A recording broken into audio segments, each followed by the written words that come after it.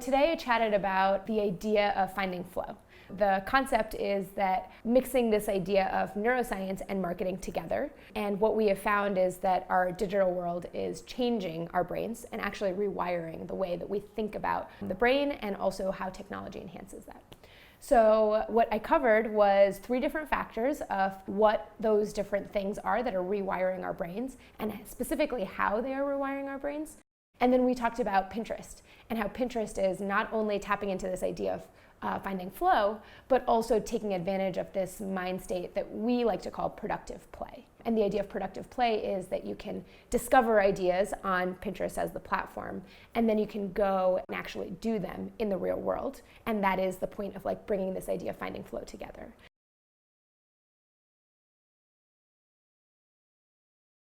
I would love the audience to take away a couple key things.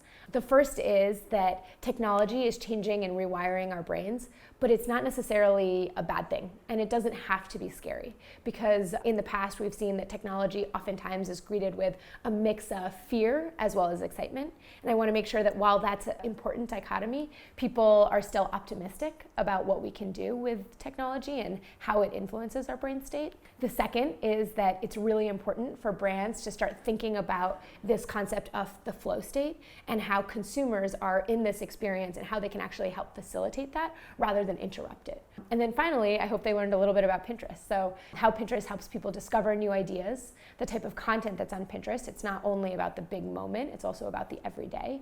And then also that our audience has expanded, and now they're looking for a lot of different types of content and different types of experiences, oftentimes ranging from shared interests and ideas that are going to help them connect the digital world to the offline world.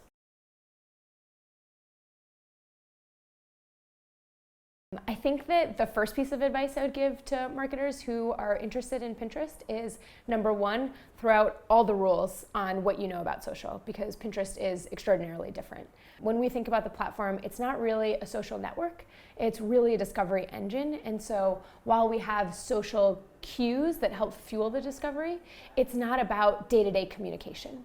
So the first thing is you can throw the idea of community management out the window. On Pinterest, if you're getting started on a campaign, you can start with 6 to 8 pieces of content and go from there. People are discovering content at the pin level, and so you don't have to worry about board strategy. Really think about the individual pin and how that surfaced in the home feed or in the search.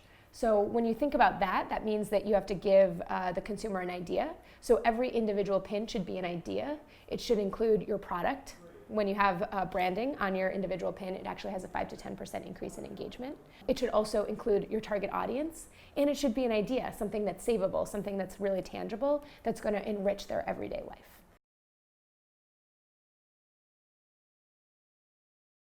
When I think of a successful brand campaign on Pinterest, I would think of kind of 3 big things. The campaign overall has to be helpful. It has to be providing some type of utility for the audience.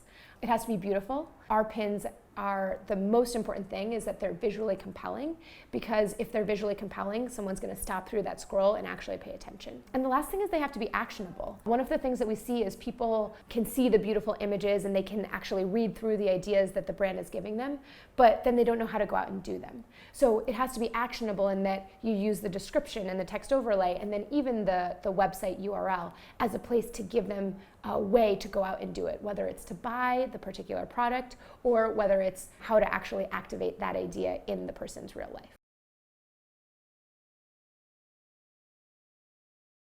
If I think about what the biggest thing that Pinterest is paying attention to specifically, it's this idea of merging online to offline.